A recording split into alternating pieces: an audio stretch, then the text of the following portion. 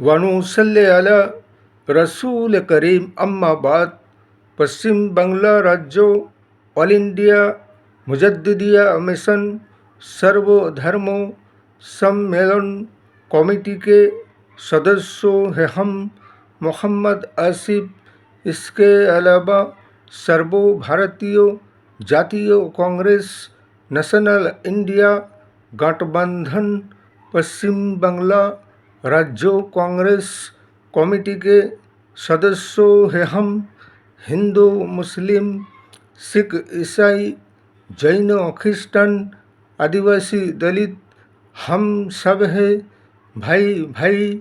मजहब नहीं सिखाता आपस में बैर रखना। हिंद है हम ये वतन है हमारा। इसे कहते हैं कि अंधेरी नगरी चौपट राजा जैसा है राजा वैसा है प्रजा। 100 में से 99 है बेईमान। फिर भी ये कहते हैं मौजूदा शासक दल हम सब है ईमानदार।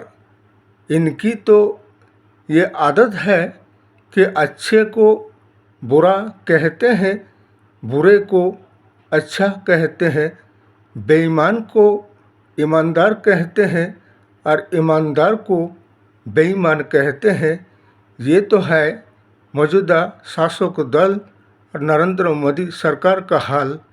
इसलिए कि हमारे जमाते उलमाए Hind, Jamaat Ulema Deoband, All India Muslim Personal Law Board की तरफ से दिल्ली में जो एक बैठक कायम किया गया, जिसे के विचार विमर्श किया गया, चूँकि वक्फ बोर्ड आइन कानून के जो बिल जो सुप्रीम कोर्ट में उसकी सुनवाई हुई है, लेकिन सुनवाई के दरमियान इसमें इस बिल को जज साहब को चाहिए था कि इसको बिल्कुल खारिज कर दिया जाए।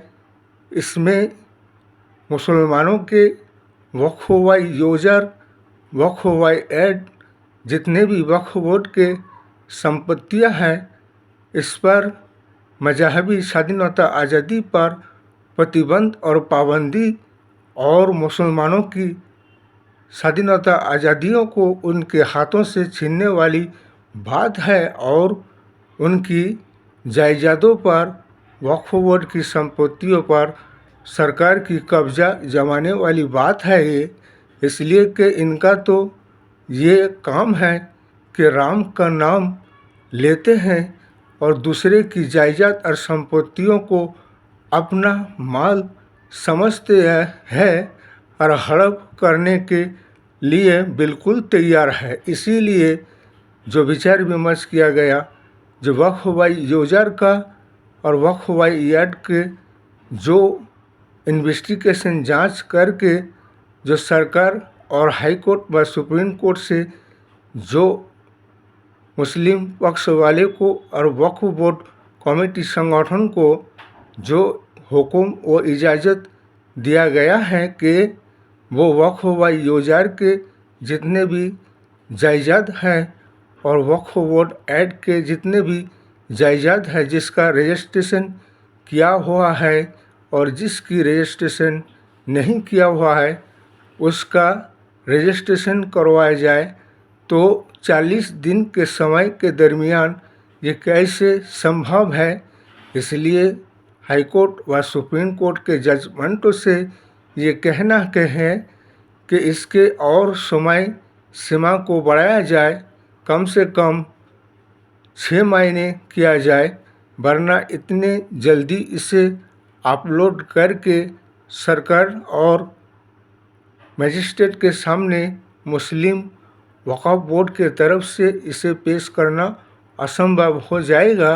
इसलिए हमारे जितने भी मुस्लिम संगठन हैं, जमाते उलमाए Hind, Jamaat Ulema Deoband, All India Muslim Personal Law Board, इसके अलावा और भी दीगर जितने भी संगठन हैं, जो सिद्धांत तो लिया गया है ये बिल्कुल सही है।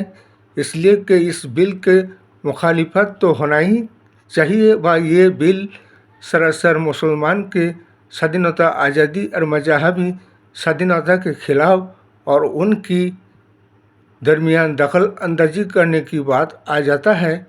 इसलिए हमें हमारे मजहबी स्वाधीनता आज़ादी से रहने की और हमारी ज़मीन जायदाद की वक्फ बोर्ड के संपत्तियों की हिफाजत करने की हमें स्वाधीनता आज़ादी है। ये संविधान ने हमें यह हक और अधिकार दिया है। इसलिए हमें हमारे वक्फ बोर्ड के सारे जायदादों को इस तरह से हिफाजत करना है जिससे कि वक्फ बोर्ड के एक भी ज़मीन जायदाद संपत्तियाँ किसी भी गैर कानूनी तरीक़ा से सरकार के हाथ में हो या किसी पब्लिक के हाथ में हो नहीं जाना चाहिए। इसलिए 29 राज्यों के हमारे ऑल इंडिया मुस्लिम संगठनों के सारे वक्फ बोर्ड कमेटी संगठन के मैनेजमेंट कमेटी के सदस्यों से यही कहना कि जल्दी से जल्द सारी चीज़ों का रजिस्ट्रेशन इन्वेस्टिगेशन जांच करके हाई कोर्ट और सुप्रीम कोर्ट में उससे पेश किया जाए।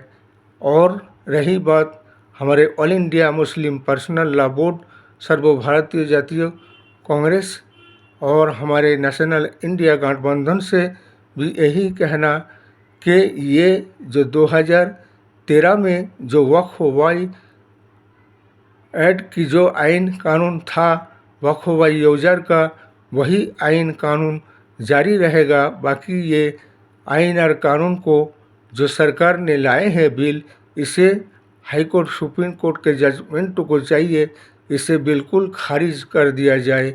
और इस बिल का कोई अहमियत ही नहीं, बल्कि ये किसी की मजहबी स्वाधीनता के ऊपर प्रतिबंध पाबंदी लगाना और उनकी जायदादों को हड़प करने की कोशिश करने के सिवा और कुछ नहीं।